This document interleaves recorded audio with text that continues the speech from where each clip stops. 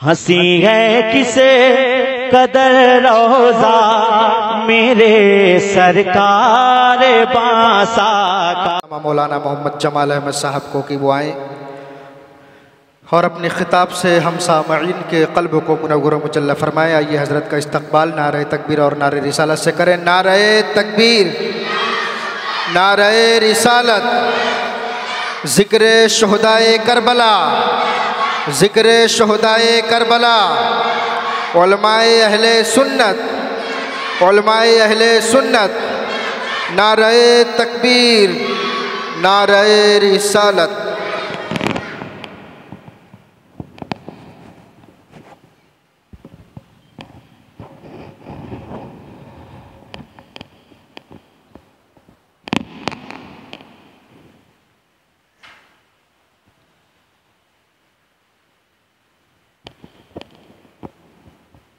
السلام علیکم ورحمۃ اللہ وبرکاتہ۔ نحمده ونصلي ونسلم على رسوله الكريم، اما بعد فاعوذ باللہ من الشیطان الرجیم، بسم اللہ الرحمن الرحیم۔ قل ان کنتم تحبون اللہ فاتبعونی یحببکم اللہ ویغفر لکم ذنوبکم واللہ غفور رحیم۔ صدق اللہ مولانا العظیم وبلغنا رسولہ النبی الامین المتین الکریم، ونحن على ذلك لمن الشاہدین والشاکرین والحمد للہ رب العالمین۔ بعد توحید کے متوالو، اولیاء امت کے جانثارو، غوث اعظم کے چاہنے والو، اعلیٰ حضرت کے عقیدت مندو اور امام حسین کے شیدائیوں، آئیے ہم اور آپ سب سے پہلے اپنے آقا نامدار، مدینے کے تاجدار، دونوں عالم کے مالک و مختار جناب احمد مصطفیٰ محمد مصطفیٰ صلی اللہ تعالی علیہ وسلم کی بارگاہ بے کس پناہ میں اپنی غلامی کا ثبوت دیتے ہوئے درود شریف کا نذرانِ عقیدت پیش کریں۔ پڑھیں بآواز بلند، اللہم صلی علی سیدنا و صفینا و مولانا و محمد مبارک وسلم، صلاۃ و سلام علیک یا رسول اللہ صلی اللہ تعالی علیہ وسلم۔ حضرت منقبت امام حسین پڑھ رہے تھے، دل تو چاہتا تھا کہ حضرت پڑھتے رہیں، ہم اور آپ سنتے رہیں، کیونکہ منقبت امام حسین وہ منقبت ہے کہ ہر ایک شعر میں درد ہے، ہر ایک شعر میں۔ نانا کے جسم پاک کا سایہ حسین، کیا بہتر شعر ہے، یہ بھی تمہیں خیال نہ آیا یزیدیو۔ کربلا کے میدان میں امام حسین اور مرتبہ امام حسین کو کون نہیں جانتا تھا، اور کربلا میں جو واقعہ پیش آیا اس میں مفتی بھی تھے، مفکر بھی تھے، قاری بھی تھے، حافظ قرآن بھی تھے، کوفہ والوں میں سب تھے، کیونکہ کوفہ کو بسانے والے حضرت علی ہی تو ہیں۔ تو حضرت علی کو جب جانتے ہیں تو کیا امام حسین کو نہیں جانتے تھے؟ امام حسین کو بھی جانتے تھے، لیکن دولت کی لالچ ان کے نگاہوں پہ پردہ ڈال دیا تھا، امام حسین کے خون کے پیاسے ہو گئے۔ کل ہم اور آپ نے جو گفتگو ہم اور آپ شروع سے لے کے آخر تک چلے آ رہے ہیں، خلیفہ دوم حضرت عمر فاروق اعظم رضی اللہ تعالیٰ عنہ تک، اس کے بعد میں حضرت عثمان غنی رضی اللہ تعالیٰ عنہ کے کچھ ہم اور آپ سماعت کیے۔ تیسرے خلیفہ حضرت عثمان غنی رضی اللہ تعالیٰ عنہ، وہ عثمان غنی رضی اللہ تعالیٰ عنہ کہ جن کی خلافت 12 سال تھی، انہوں نے امور خلافت پر، مسند خلافت پر 12 سال تک گامزن رہے۔ 2 سال تک حضرت ابوبکر صدیق، اس کے بعد میں حضرت عمر فاروق اعظم، اور اس کے بعد میں حضرت عثمان غنی۔ حضرت عثمان غنی رضی اللہ تعالیٰ عنہ بہت ہی سخی تھے، سخاوت کے تاجدار مانے جاتے تھے، اور جب یہ خلیفہ بنے تو لوگوں میں الفت و محبت پیدا کیا، اسلام کے حقانیت کو بلند کیا، پرچم اسلام کو بلند کیا۔ آخر کار حضرت عثمان غنی رضی اللہ تعالیٰ عنہ مصر کے گورنر حضرت عثمان غنی رضی اللہ تعالیٰ نے عبداللہ کو مقرر کیا تھا، اور عبداللہ ابھی چند ہی دن گورنر بنے تھے کہ مصر والوں نے شکایت کرنا شروع کیا۔ کہا ہے عثمان غنی جسے آپ نے گورنر مقرر کیا ہے ان سے ہم جو ہے متفق نہیں ہیں، وہ سختی کے ساتھ پیش آتے ہیں، اور اس سے پہلے جو گورنر تھے وہ سختی نہیں کیا کرتے تھے، نرمی اور سختی کے ساتھ پائے جاتے تھے۔ ہم نے شروع میں بتایا تھا کہ نرمی اور سختی انسان کے اندر پائی جاتی ہے، نہ بہت نرم ہوتا ہے نہ ہی بہت زیادہ کڑک مزاج کا ہوتا ہے۔ تو مصر کے لوگوں نے آ کر کے حضرت عثمان غنی رضی اللہ تعالیٰ عنہ سے بتایا۔ حضرت عثمان غنی رضی اللہ تعالیٰ عنہ نے کہا جسے تم چن لو اور جسے پسند کرو اسے ہم جو ہے گورنر منتخب کر دیتے ہیں، بنا دیتے ہیں۔ کہا جاتا ہے کہ انہوں نے حضرت ابو بکر کے بیٹے حضرت محمد بن ابو بکر کو پسند کیا اور کہا ہم اسے گورنر کے روپ میں دیکھنا چاہتے ہیں۔ حضرت عثمان غنی رضی اللہ تعالیٰ عنہ نے عرض لکھا گورنر کو عبداللہ کو کہ اب تمہیں معزول کیا جاتا ہے اور آج سے مصر کا گورنر محمد بن ابو بکر کو بنایا جاتا ہے۔ اب سارے مصر والے جو آئے ہوئے تھے وہ محمد بن ابو بکر کو لے کر کے مصر کی طرف روانہ ہوئے۔ راستے میں دیکھتے ہیں کہ ایک غلام جو اونٹنی پر سوار ہو کر مصر کی طرف جا رہا ہے، ان لوگوں نے اسے پکڑا اور پکڑنے کے بعد میں کہا تم کہاں جا رہے ہو؟ کہا مصر جا رہا ہوں۔ کہا کیوں جا رہے ہو؟ تمہارے پاس کیا ہے؟ تلاشی لیا گیا تو اس کے پاس ایک مکتوب نکلا جو حضرت عثمان غنی رضی اللہ تعالیٰ عنہ کی تحریر میں منسوب تھا۔ ان لوگوں نے پڑھا اور پڑھنے کے بعد میں پھر اس غلام کو پکڑ کر کے اور حضرت عثمان غنی کی بارگاہ میں پیش کیا کہ ایک طرف تو تم محمد بن ابو بکر کو گورنر بناتے ہو، دوسری طرف انہی کے ساتھ میں جو ہے تم غداری کا مشورہ بھی دیتے ہو، تو ان کے ساتھ غداری کرنا چاہتے ہو۔ تم نے ملک کے یعنی مصر کے گورنر کو لکھ کر کے کیا بھیجا ہے کہ محمد بن ابو بکر آتے ہیں اور انہیں گرفتار کر کے قید خانے میں ڈال دینا، یہ تمہارے گورنری کے منصب پر فائز ہونا چاہتے ہیں، یہ تم نے لکھ کر کے دے دیا ہے، اور دوسری طرف تم نے محمد بن ابو بکر کو گورنر منتخب کر دیا ہے۔ حضرت عثمان غنی نے کہا نہ تو یہ میرا مکتوب نہیں ہے، غلام میرا ہے، اونٹنی میری ہے، لیکن یہ مکتوب میرا نہیں ہے۔ ان لوگوں نے اس مکتوب کو لیا جا کر کے حضرت علی رضی اللہ تعالیٰ عنہ، حضرت طلحہ، حضرت زبیر ان لوگوں کو دکھایا، اور دکھانے کے بعد میں یہ تینوں حضرات حضرت عثمان غنی کے پاس آتے ہیں، اور آنے کے بعد میں فرمایا ہے عثمان غنی تم ایسا کرتے ہو، تم ایک کو گورنر منتخب کر کے پھر اسے جو ہے غداری کے ساتھ اس کے ساتھ پیش آتے ہو، آخر یہ تم نے کیا کیا؟ عثمان غنی کہتے ہیں آنکھوں میں آنسو آ گئے، اے حضرت علی، اے داماد رسول، میرا یہ مکتوب نہیں ہے، میں نے مکتوب کو نہیں لکھا ہے۔ بات وہاں پر اتفاق ہوتی ہے، مشورہ ہوتا ہے، اس کے بعد میں بات ختم ہو جاتی ہے، لیکن محمد بن ابو بکر کو اس کے چاہنے والوں نے بیٹھنے نہیں دیا۔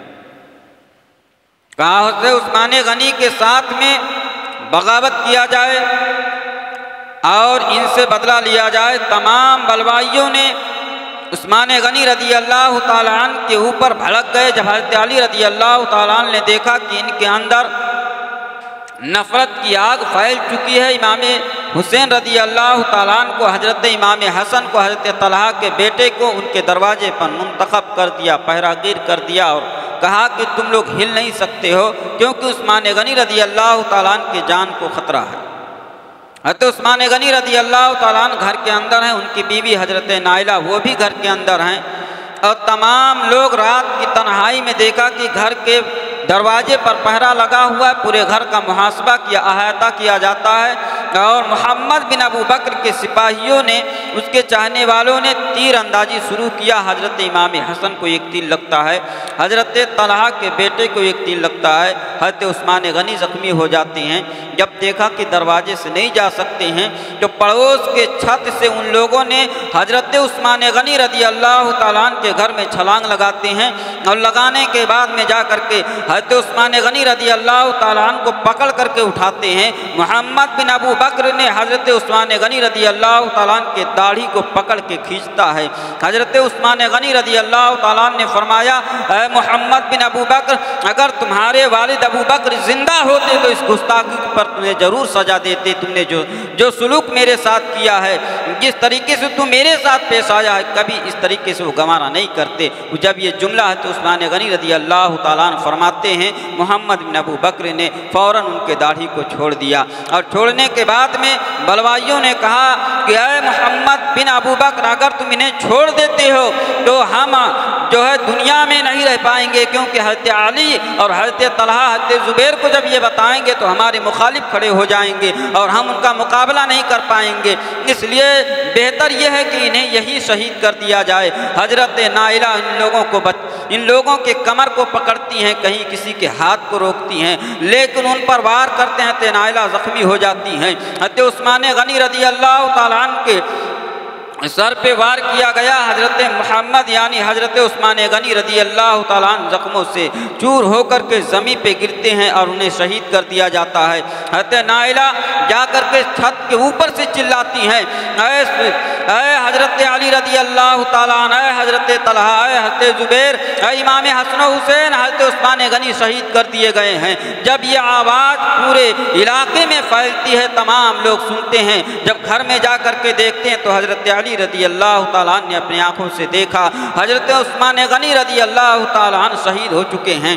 वो गुस्से में आते हैं, अपने बेटे से कहते हैं, मैंने तुम्हें दरवाजे पे मुंतखब किया था, मैंने तुम्हें दरवाजे पर बतौर सिपाही लगाया था, आखिर तुम्हारे मौजूदगी में ये कैसे आकर के इमाम हज़रत उस्मान गनी को शहीद कर सकते हैं? तुम अपनी जान दे देते लेकिन उस्मान गनी पे आँच ना आने देते, आखिर तुमने ऐसा क्यों नहीं किया? हज़रत इमाम हुसैन और हज़रत इमाम हसन अर्ज करते हैं, ऐ अब्बा हुजूर, हमें खबर ही नहीं हुई कि ये किधर से आए हैं और किस तरीके से इस घर में दाखिल हो गए हैं। आखिरकार जब उन्हें शहीद कर दिया जाता है, फिर हज़रत अली रज़ी अल्लाह तआला अन्हु बहुत ही सदमा पाते हैं और लोगों से कहते हैं, अब मुखालफत फैल चुकी है, अब इस उमूर खिलाफत की जिम्मेदारी निभाने के लिए किसको चुना जाए। तमाम सहाबा इकट्ठा होते हैं। इकट्ठा होने के बाद में ये फैसला होता है कि देखो, सबसे पहले हज़रत अबू बकर सिद्दीक़ को खलीफा बनाया गया, उसके बाद में फिर हज़रत उमर फ़ारूक आज़म आए, उसके बाद हज़रत उस्मान गनी थे। अब आपकी बारी है,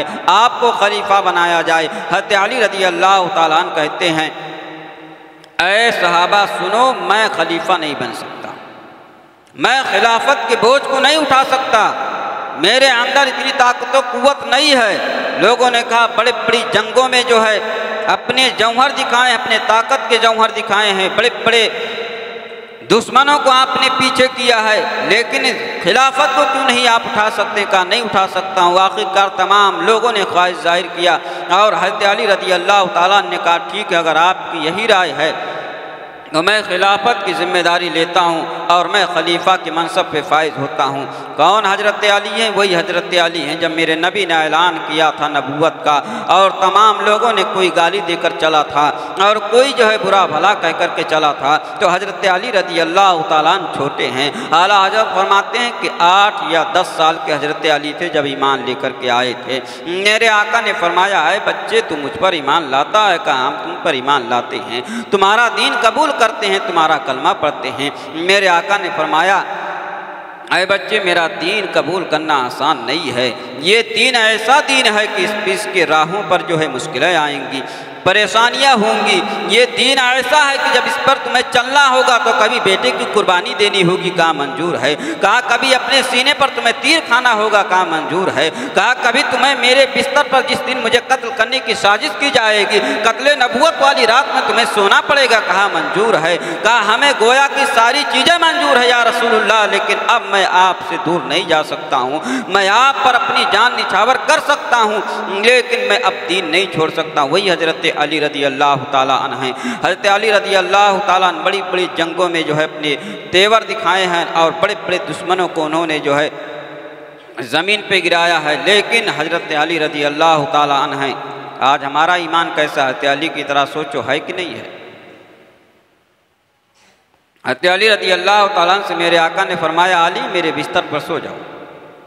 کہا یا رسول اللہ میں بستر پہ سو جاؤں گا، کوئی فکر نہیں ہے. کہا صبح اٹھنا یہ امانت فلاں فلاں کو دے کر کے میرے پیچھے مدینہ چلے آنا. حضرت علی رضی اللہ تعالیٰ عنہ میرے آقا صلی اللہ علیہ وسلم کے بستر پر سو جاتے ہیں چادر اوڑھ کر کے، جبکہ دیکھتے ہیں کہ تمام جو ہے نبی کریم صلی اللہ تعالیٰ علیہ وسلم کے مخالفین پورے گھر کا احاطہ کیے ہوئے گھیرے ہوئے ہیں.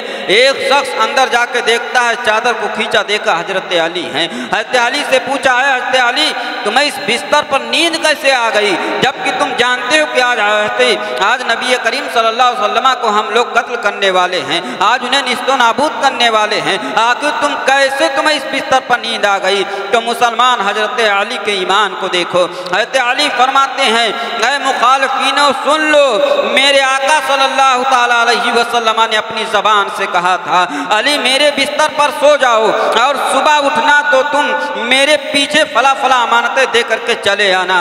اے مخالفین سن لو، میرے دل نے کہا علی نبی کے بستر پر سو جا، آج کی رات میں تجھے موت نہیں آ سکتی ہے کیونکہ تیری زندگی کی ضمانت نبی پاک دے کر کے گئے ہیں، اس لیے میں بستر پر سو گیا تھا.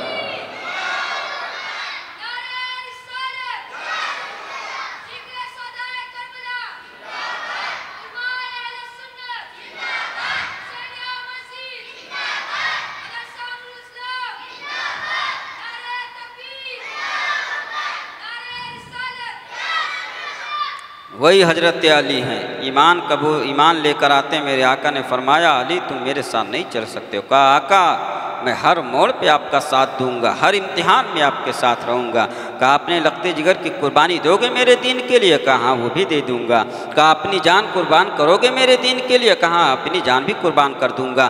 حضرت علی رضی اللہ تعالیٰ عنہ ایمان کی دولت سے سرفراز ہوتے ہیں. آج ہم اور آپ ایمان نبی پر رکھتے ہیں.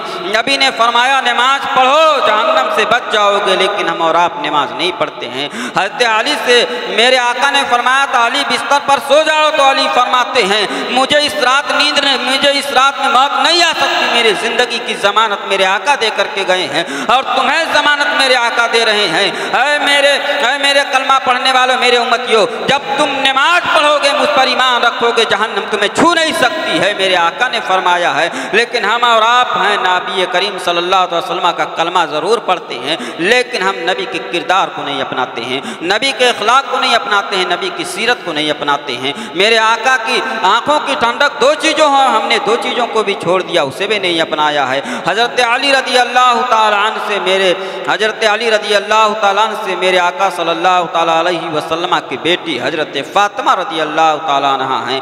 حضرت فاطمہ رضی اللہ تعالیٰ عنہ کہ رشتے کے لیے بہت سارے رشتے آتے ہیں لیکن میرے آقا نے فرمایا نہیں، جب تک رب کا حکم نہیں ہوگا میں شادی حضرت فاطمہ کی نہیں کر سکتا ہوں. میرے آقا نے فرمایا تھا حضرت فاطمہ میرے جسم کی ٹکڑا ہیں، بہت ہی محبت کیا کرتے تھے حضرت فاطمہ سے. نا حضرت علی رضی اللہ تعالیٰ عنہ سے حضرت علی رضی اللہ تعالیٰ عنہ سے شادی کرتے ہیں میرے آقا صلی اللہ تعالیٰ علیہ وسلم. حضرت علی اس وقت ان کی عمر 21 سال تھی، 21 سال عمر تھی، اور حضرت فاطمہ رضی اللہ تعالیٰ عنہ کی عمر 15 سال، ایک روایت کے مطابق 18 سال، ایک روایت کے مطابق 16 سال حضرت فاطمہ رضی اللہ تعالیٰ عنہ کی عمر تھی. 3 روایتیں، 15 16 18، 3 روایتیں. 3 روایتوں کے مطابق اب معلوم ہمیں یہ چلا کہ اگر ہمیں اپنے بیٹیوں کی شادی کرنی چاہیے تو انہیں 18 سال کی عمر میں یا 15 سال کی عمر میں اپنی بیٹیوں کی شادی کر دینا چاہیے. میں نے پوچھا یا رسول اللہ آپ نے حضرت فاطمہ کی شادی 18 سال میں کیوں کیا؟ آپ نے اپنے بیٹی کی حضرت فاطمہ کی شادی 16 سال کی عمر میں کیوں کیا؟ میرے آقا فرماتے ہیں اے میرے امتیوں سن لو، میری بیٹی پاک دامن ہے، اس کے جیسا کوئی عورت نہیں ہو سکتی ہے، لیکن میرے نگاہ نبوت دیکھ رہی تھی میرے امت کی بیٹیاں ایسی ہوں گی جن کی عمر 21 سال ہو جائے گی، جن کی عمر 22 سال ہو हो जाएगी, बाप शादी नहीं करेगा, वही लड़की गुनाह करेगी, वही लड़की बदफेली में मुलविस होगी। मेरे आका फरमाते हैं अगर लड़की की शादी तुमने नहीं किया और वो बदफेली में मुलविस होती है, अगर बदकिरदार में मुलविस होती है, उससे कोई गुनाह लाके होता है, तो लड़की जिम्मेदार नहीं होगी, उसका बाप जिम्मेदार होगा, क्योंकि शादी उसने नहीं किया है। जब उम्र हो जाए तो लड़कियों की शादी कर देना चाहिए। एक नुक्ते नज़र से ये भी हम और आपको समझना चाहिए, आका दो जहां सल्लल्लाहु अलैहि वसल्लम के हर एक कौल में एक नुक्ता पोशीदा है, हर एक बात में एक नुक्ता पोशीदा है, लेकिन हम और आप अपनी लड़कियों को किस तरीके से रखते हैं। आज हमारी लड़कियां जब घर से निकलती हैं स्कूलों के लिए तो बाप को खबर है स्कूल गई है, लेकिन न जाने स्कूल पहुंचती है कि नहीं पहुंचती है। हम और आप कभी उससे पूछते नहीं है कि बेटी तू कहाँ गई थी। आज हम और आपका ये आलम हो चुका है कि अगर मदरसे में बुलाया जाए पढ़ने के लिए तो बाप और माँ क्या बोलती है, मेरी लड़की माँ अकेली नहीं जा सकती है, वहाँ पर अकेली नहीं पढ़ सकती है। जहाँ पर्दा सिखाया जाता है, जहाँ इस्लाम की तालीम दी जाती है, जहाँ बाप का वक़ार सिखाया जाता है, जहाँ माँ के वक़ार को सिखाया जाता है, जहाँ सिखाया जाता है कि पर्दे में रहकर अपनी ज़िंदगी गुजारो, वहाँ आज माँ बाप अपनी लड़की को बोलते हैं मैं अकेले नहीं भेज सकता हूँ। और इस जो है कॉलेजों यूनिवर्सिटियों में जहाँ गैर महरम के साथ बैठकर पढ़ती है, गैर महरम के साथ बैठकर बातें करती है, गैर महरमों के साथ घूमती है, वहाँ बाप भेजने के लिए तैयार है और एक माँ भी भेजने के लिए तैयार है। आखिर क्यों? दुनिया की दौलत के लिए। मेरी लड़की बनकर पढ़ लिख कर डॉक्टर बनेगी, पैसा कमा के मुझे देगी, आलिम और मौलवी बनकर क्या मिलेगा, यही 5-6 हज़ार रुपया लेकर के मैं क्या कर सकता हूँ। मैं तुमसे कहना चाहता हूँ, मेरे आका फरमाते हैं तलबुल इल्मी फरीज़तुन अला कुल्ली मुस्लिमिन व मुस्लिमा, इल्मे दीन हासिल करना हर मुसलमान मर्द औरत पर फर्ज है। किसी और उलूम के लिए नहीं फरमाया था, इल्मे दीन के लिए फरमाया था। लेकिन हम और आप रसूलुल्लाह के बताए हुए तालीम पर अमल नहीं कर रहे हैं, रसूलुल्लाह के बताए हुई बातों पर अमल नहीं करते हैं। अगर रसूलुल्लाह के बताए हुए बातों पर अमल करते तो अपने बच्चियाँ हमारी जो है वो कुरान पढ़ने वाली होती, हमारे लड़के कुरान पढ़ने वाले होते। लेकिन आज हम और आप देखते हैं कि हमारे बाप हमारे घर से जब किसी का इंतकाल होता है तो सूरह यासीन पढ़ने के लिए भी बच्चा नहीं पढ़ सकता है, क्योंकि वो आता ही नहीं है। और आज तो इंटरनेट का ज़माना है, यूट्यूब का ज़माना है। अगर किसी नौजवान से या किसी आदमी से कहा जाए भाई अपने बच्चे को कुरान सिखा दो ताकि मरते वक्त सूरह यासीन की तिलावत तो कर सके, तो पलट कर देते हैं मौलाना तुम्हें मालूम नहीं है आज दुनिया तरक्की कर रही है, आज इंटरनेट यूट्यूब का ज़माना है, सूरह यासीन पढ़ने के लिए मौलवी या मेरे बच्चे की ज़रूरत नहीं है। कहा क्यों? कहा जब मेरे बाप का इंतकाल होगा तो मोबाइल में सूरह रहमान सूरह यासीन निकाल करके लगा के रख दूंगा, मेरा बाप सुनता रहेगा। मैं कहता हूँ नादान, अपने बाप की नमाज जनाजा पढ़वाना है तो उसी मोबाइल से पढ़वा ले। आलिम को क्यों बुलाता है पढ़वाने के लिए? फातिहा करना है तो मोबाइल से करवा ले, क्यों बुलाता है इमाम साहब को फातिहा करवाने के लिए? निकाह पढ़वाना है तो उसी मोबाइल के जरिए पढ़वा ले, क्यों बुलाता है इमाम साहब को? क्यों तकलीफ देता है इमाम साहब को निकाह पढ़वाने के लिए? हर चीज़ तो मोबाइल से कर सकते हो ना, आखिर क्यों इमाम साहब के पीछे जाते हो? मसला पूछना है तो मोबाइल से पूछो, तुम्हें दीन सीखना है तो मोबाइल से सीखो, क्यों इमाम साहब के पीछे पढ़ते हो? नमाज पढ़ना है अगर तुम्हें जुमा की या 5 वक्त की, मोबाइल सामने रख दो, इमाम तसव्वुर कर लो कि ये कुरान पढ़ रहा है मैं नमाज पढ़ूंगी। दुनिया का कोई मुफ्ती ये फतवा नहीं दे सकता है कि तुम्हारी नमाज हो जाएगी जब तक इमाम नहीं बनाओगे। मोबाइल का सहारा ले रहे हैं हम और आप, ये हम और आपका किरदार बन चुका है। मेरे आका सल्लल्लाहु ताला अलैहि वसल्लम से हज़रत अली रज़ी अल्लाह ताला इतनी मोहब्बत करते हैं। हज़रत फातिमा की शादी होती है, रुखसत होकर अपने मैका अपने घर आती हैं और आने के बाद में हज़रत अली को देखती हैं और हज़रत अली हज़रत फातिमा को देखते हैं। बड़ी उल्फत और मोहब्बत दोनों के दरमियान है। एक मरतबा वाक़या ये है, मेरे आका सल्लल्लाहु ताला अलैहि वसल्लम हज़रत फातिमा को लेने के लिए आए। हज़रत अली किसी काम से बाहर गए हुए थे। इस वाक़या से नसीहत हासिल करो मेरे मुसलमान भाइयों कि हज़रत फातिमा को लेने जब मेरे आका आते हैं, बैठ जाते हैं, है फातिमा मैं तुम्हें लेने आया हूँ, क्या तुम चलने के लिए तैयार हो? हज़रत फातिमा अर्ज़ करती है या रसूल अल्लाह, मेरे शौहरे नामदार किसी काम के तहत बाहर गए हुए हैं, उनके इजाज़त के बगैर मैं आपके साथ नहीं जा सकती हूँ। मेरे मुसलमान साथियों जरा तुम बताओ, क्या तुम्हारी औरतें तुम्हारी इजाज़त तलब करती हैं? क्या तुम्हारी रज़ा तलब करती हैं? आप घर में सोए रहते हो, तुम्हारी औरतें बाजार करती हैं। आप घर में सोए रहते हो, तुम्हारी औरतें मारपीट करती हैं। आज घर में हम और आप सोते हैं, औरतें गैर महरमों से बातें कर रही हैं, मोबाइल पे किसी का फोन आ जाए तो उनसे पूछने की जरूरत नहीं, ये बात हो जा रही है। यही किरदार हज़रत फातिमा ने दिया था, यही वकार, यही तरीका इमाम हुसैन की माँ ने दिया था। नहीं बल्कि ये कहा था, ऐ मेरे वालिद गरामी, मेरे शौहर घर में नहीं है, मैं आपके साथ नहीं जा सकती हूँ। बताओ, मेरे आका सारी कायनात के मालिक व मुख्तार हैं, अली भी उन्हीं पर ईमान रखते हैं, फातिमा भी उन्हीं पर ईमान रखती हैं, लेकिन फिर भी जाने के लिए तैयार नहीं है। कहा है मेरे अब्बा हुजूर, जब तक मैं आपके घर पे थी आप मेरे जिस्म और मेरे इज्जत वकार के मालिक थे, लेकिन जब मुझे आपने रुखसत कर दिया तो आज से मेरा मालिक मेरा शौहर हो गया है। उसके बगैर पूछे, उसके पूछे बगैर मैं कदम नहीं उठा सकती हूँ। मेरे आका सल्लल्लाहु ताला अलैहि वसल्लम पलट करके अपने घर आते हैं, हजरत अली आते हैं। हजरत फातिमा ने बताया, आज अब्बा हुजूर आए थे, मुझे लेने के लिए कहा, क्यों नहीं चली गई थी? आखिर नबी करीम सल्लल्लाहु अलैहि वसल्लम को अकेले क्यों जाने दिया? तुमको तो जाना चाहिए था। हजरत फातिमा ने फरमाया, मेरे इस्लाम की ख़वातीनों, हजरत फातिमा के कौल को देखो, उनके किरदार को अपनाओ। हजरत फातिमा ने कहा, ऐ अली, मेरे वालिद सारी कायनात के मालिक व मुख्तार हैं, नबी आखिर ज़मां है ये ज़रूर है, लेकिन आज से मेरे जिस्म के हर चीज़ के मालिक तुम हो। मैं आपसे बगैर पूछे अगर चली जाती और मेरा रब मैदान महशर में पूछता, फातिमा तुमने अपने शौहर से बगैर पूछ करके नबी के साथ गई तो मैं जवाब क्या देती? उस वक्त कोई जवाब नहीं बनता, इसलिए मैं नहीं गई थी। आज मेरे घर की औरतें क्या करती, जरा जायज़ा लो, हकीकत है ना। लेकिन हम और आप इस पर तवज्जो नहीं देते। तकरीरें बहुत सुनते हैं, वाक़यात बहुत सुनते हैं, अमल करने को न कहा जाए। एक कान से सुने, दूसरे कान से निकाल दिया। ये दिमाग जो है हमारा एक मेमोरी की तरह है, जो बात सुने उसमें फ़ौरन महफूज हो जाती है, लेकिन हम और आप उसे महफूज नहीं करते। हाँ, महफूज करते हैं। अब एक कोई गलत चीज़ हो, फिल्म देखेंगे पूरी स्टोरी महफूज है, सीरियल देखेंगे पूरी स्टोरी महफूज है। नबी की सीरत बयान कर दिया जाए तो महफूज नहीं है। एक मुसलमान से पूछ लिया जाए, बानिया इस्लाम कौन है मालूम नहीं है, इस्लाम का पहला कलमा कौन है मालूम नहीं है, इस्लाम का दूसरा कलमा क्या है मालूम नहीं है। आज हमारा ये किरदार हो चुका है कि अगर बाप का जनाजा तैयार होता है तो इमाम साहब से हम नियत पूछते हैं, इमाम साहब जरा नियत बता दो, नियत कैसे किया जाएगा? उसमें जानते इमाम साहब बैठे हुए हैं, उससे एक लफ्ज़ आता है, दुआ वास्ते इस मैयत के, कहा जाता है ना। और जब दुआ पढ़ते हैं तो क्या कहते हैं? हमारे गायब हाजिर मौजूद सबको बख्श दे, जिंदों को मुर्दों को सबसे बख्श दे। जब आपका बेटा दुआ ही नहीं जानता है तो कैसे कहेगा दुआ वास्ते इस मैयत पे? दुआ याद ही नहीं है, नेत याद ही नहीं है। इमाम साहब से पूछ रहा, इमाम साहब ने एक मरतबा बुलंद आवाज़ से कह दिया, अबे जब पूरी ज़िंदगी नहीं समझ सके हम, पूरी ज़िंदगी नहीं याद कर सके हम, तो 1 मिनट के अंदर अगर इमाम साहब ने बता दिया कैसे याद हो जाएगा? है किसी को याद हो जाएगा? लेकिन नहीं, पूछा जाए मेरे आका के नानी का नाम क्या था, पता नहीं। इमाम हुसैन के नानी का नाम क्या था, पता नहीं। इमाम हुसैन के माँ का नाम याद है, लेकिन इमाम हुसैन के नानी का याद नहीं है। हम मुसलमान नाम देते हैं मुसलमान का, नाम देते हैं नबी का कलमा पढ़ने वाले का, लेकिन किरदार हुसैन को नहीं अपनाया, किरदार नबी को नहीं अपनाया। अगर किरदार नबी को अपनाते तो आज हम इस दहाने पे नहीं होते।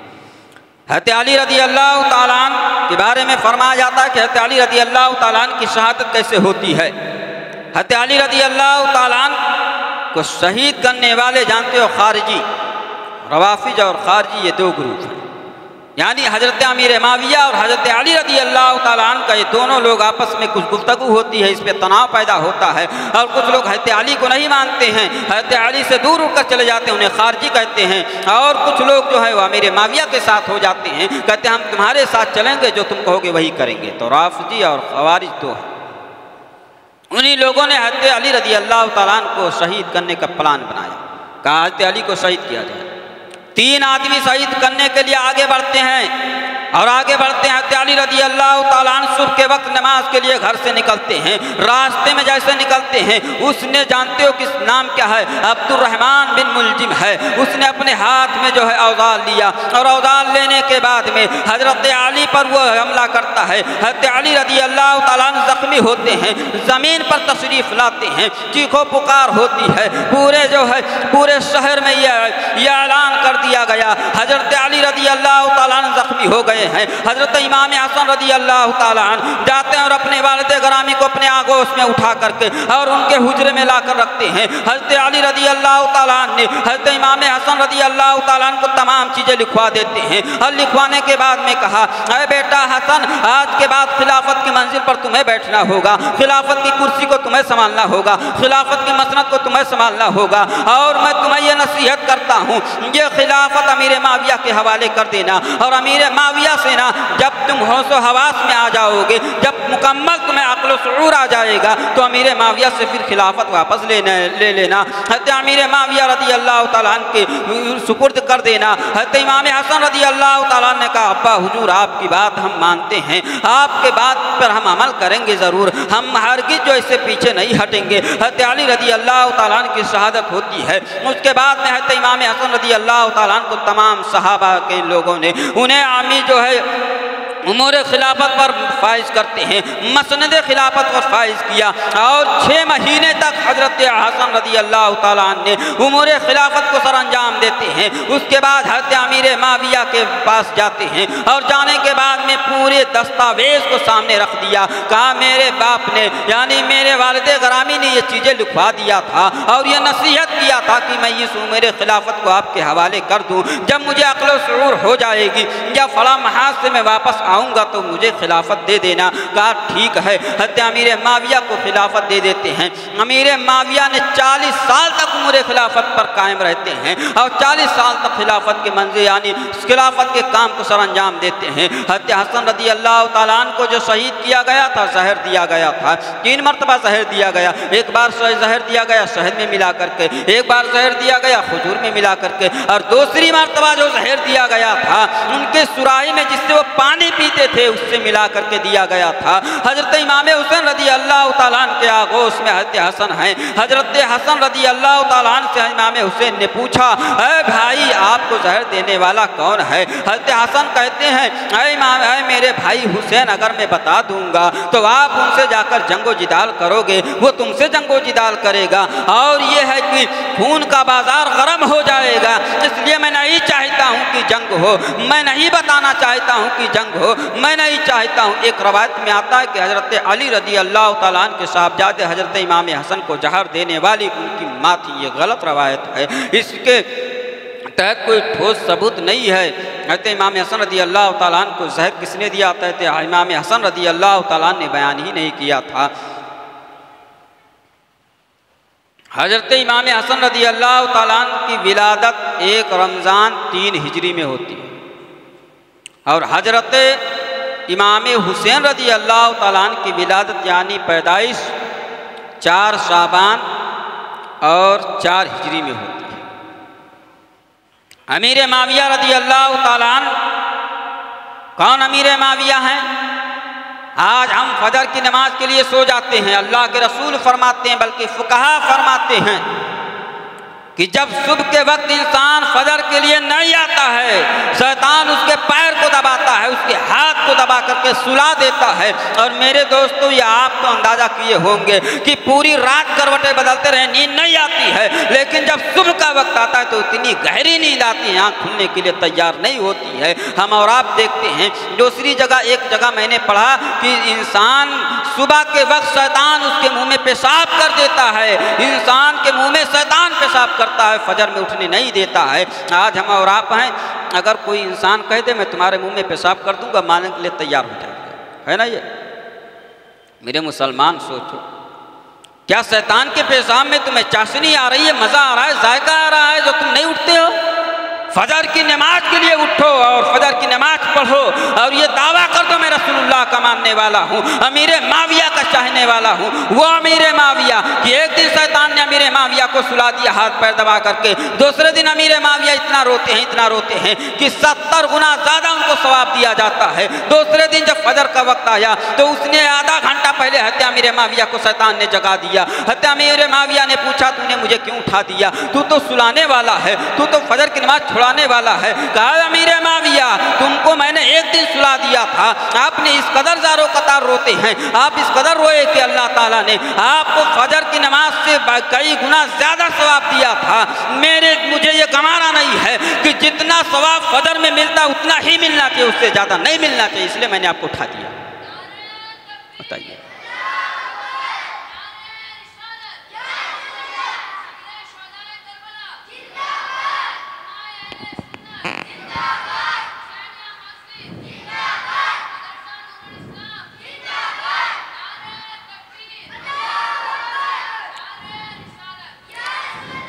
اور ہم اور آپ امام حسین کے مجلس میں بیٹھے ہو یا میرے معاویہ کی ذکر سن رہے ہیں، لیکن کردار معاویہ کو نہیں اپنایا، طریقے معاویہ کو نہیں اپنایا۔ اگر طریقے معاویہ کو ہم اپنائے ہوتے تو نماز کے پابند ہوتے۔ ہمارے نوجوان طبقہ اتنا آگے بڑھ چکا ہے، جب باتھ روم میں بیٹھتا تو وہاں بھی گانا سنتا ہے۔ اللہ مسجد کے قریب سے گزر رہا ہے، نماز ہو رہی ہے، قرات امام صاحب فرما رہے ہیں، گانا بڑی تیزی کے ساتھ بجا کر جا رہا ہے۔ اذان ہو رہی ہے، اللہ کے رسول فرماتے ہیں اذان کا جواب دو۔ اور ہمارے نوجوان اور کچھ ایسے مسلمان ہیں کہ اذان ہوتی رہتی ہے، بعد میں مشغول رہتے ہیں، گانے اور پکچر دیکھتے رہتے ہیں، لیکن اذان کا جواب دینے کے لیے تیار نہیں ہوتے۔ یہ ہم مسلمان اپنے آپ کو کہلاتے ہیں۔ جناب اپنے ہم ضمیر کو دیکھیں، اپنے گریبان میں جھانک کے دیکھیں، کیا رسول اللہ سے محبت یہی ہے؟ محبت کا واقعہ بتا دوں، حضرت بابا فیض الدین شکر گنج رحمۃ اللہ تعالی علیہ، بیچ میں ہمیں اگر ہم چاہیں اصلاح معاشرہ لینے کے لیے تو ٹائم نہیں رہتا آپ کو بیان کرنے کے لیے، صرف ہم کربلا اور خلافت کے تعلق سے چلتے ہیں کیونکہ ٹائم نہیں ہے اتنا۔ حضرت بابا فیض الدین شکر گنج رحمۃ اللہ تعالیٰ علیہ کے پیر و مرشد خواجہ قطب الدین بختیار کاکی رحمۃ اللہ تعالیٰ علیہ ٹھنڈی کے موسم میں کہا ہے میرے مرید مجھے پانی کی ضرورت ہے، مجھے تہجد کی نماز ادا کرنا ہے۔ امیر معاویہ حضرت بابا فیض الدین شکر گنج رحمۃ اللہ تعالیٰ علیہ پانی لیتے ہیں اور لینے کے بعد میں ہاتھ سے چھوتے ہیں، ہاتھ کو ٹچ کیا، دیکھا پانی بہت ٹھنڈا ہے، اللہ اکبر، انہوں نے پانی کو لیا، بستی میں نکل گئے اور کہا پانی کو گرم کروایا جائے۔ جب جاتے ہیں ایک عورت کے ایک خواتین کا دروازہ کھلا ہوا ہے، اس کے دروازے پر پہنچتے ہیں اور پہنچنے کے بعد میں عرض کرتے ہیں، فرماتے ہیں خواتین تم میرے اس پانی کو گرم کر دے، میرے پیر کو جو ہے ضرورت ہے وضو کرنے کی۔ اس نے کہا میں گرم تو کر دوں گی لیکن اجرت تم سے لوں گی، اس کا پیسہ مجھے چاہیے، میں گرم تو کر دوں گی۔ کہا کیا چاہیے؟ کہا تمہاری آنکھ بڑی خوبصورت ہے، تم اپنی آنکھ مجھے دے دو، میں پانی گرم کر دوں گی۔ محبت دیکھیے، آج ہماری محبت ہے نماز نہیں پڑھ سکتے، ہماری محبت ہے بستر نہیں چھوڑ سکتے، ہماری محبت ہم پکچر نہیں چھوڑ سکتے، ہماری محبت ہم دوستوں کے ساتھ ہوٹلوں میں جاتے ہیں لیکن نماز کو لیے نہیں آتے ہیں، مسجد کا دروازہ نہیں دیکھنے کے لیے تیار ہیں۔ لیکن قربان جاؤ بابا فرید کی محبت پر، انہوں نے اپنے آنکھ کو نکالتے ہیں اور نکالنے کے بعد عورت کے ہاتھ میں رکھ دیا اور رکھنے کے بعد پانی گرم ہوا، پانی لے کر کے بابا فیض الدین بابا قطب الدین بختیار کاکی رحمۃ اللہ تعالیٰ علیہ کی بارگاہ میں حاضر ہوتے ہیں، آنکھ پہ پٹی بندھی ہوئی ہے۔ قطب الدین بختیار کاکی علیہ رحمہ فرماتے ہیں اے فرید تمہاری آنکھ کو کیا ہو گیا ہے؟ کہا میری آنکھ آ گئی ہے۔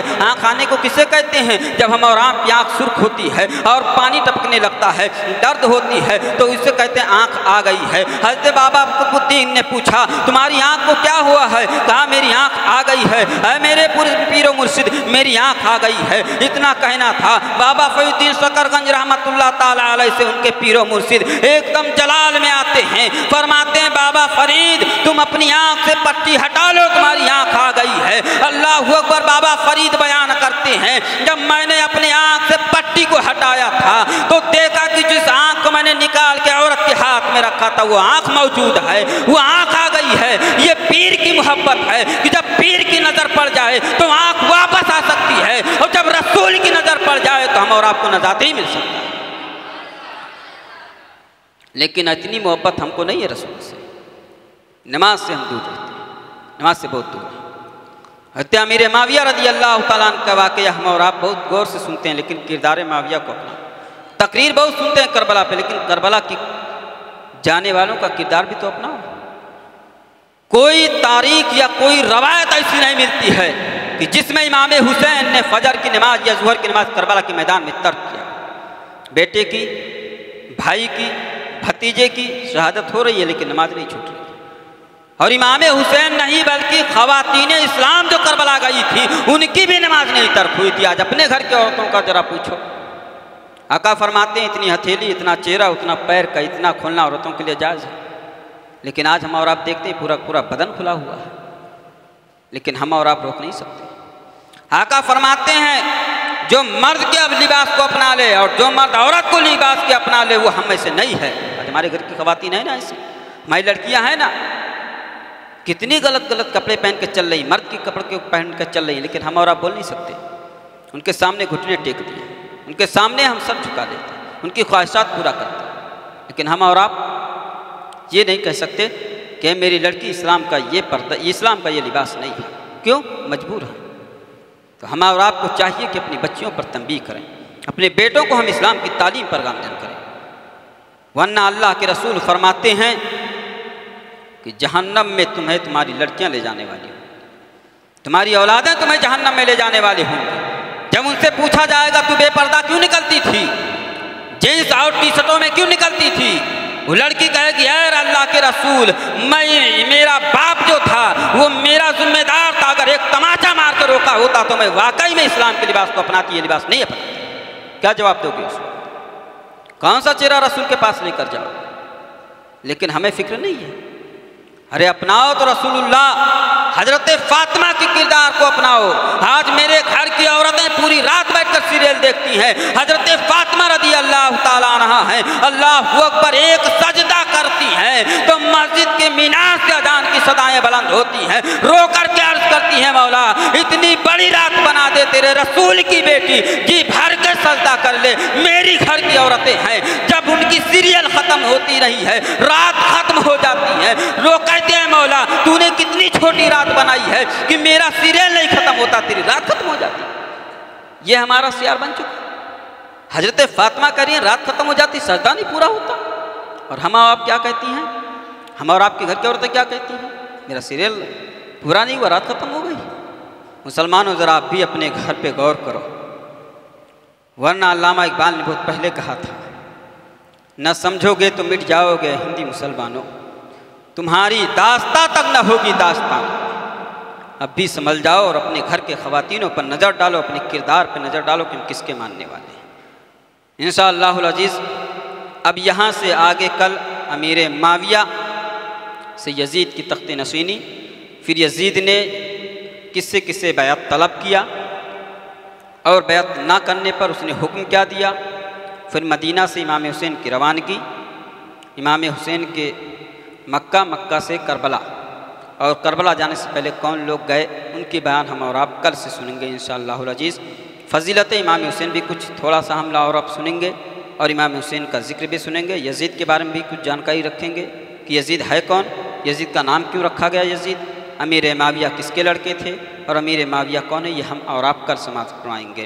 اللہ رب العزت کی بارگاہ میں دعا ہے کہ جو گفتگو ہوئی ہے، جو اصلاح ہم اور آپ سنے ہیں، اللہ تعالی ہم اور آپ کو ان باتوں پر عمل کرنے کی توفیق و رفیق عطا فرمائے، اور ہم سبھی لوگوں کو اللہ کے رسول سے الفت و محبت کرنے کے ساتھ ساتھ نماز پنجگانہ بھی ادا کرنے کی توفیق عطا فرمائے۔ ہمارے گھر کے خواتینوں کو پردے میں رہ کر زندگی بسر کرتے ہوئے انہیں نماز پڑھنے کی بھی توفیق اللہ تعالیٰ اللہ تبارک تعالیٰ توفیق عطا فرمائے۔ حضرت فاطمہ کی کردار کو ان کے نقش قدم پر چلنے کی توفیق و رفیق عطا فرمائے۔ وآخر دعوانا الحمدللہ رب العالمین۔ السلام علیکم۔ کھڑے ہو کے صلاۃ و سلام۔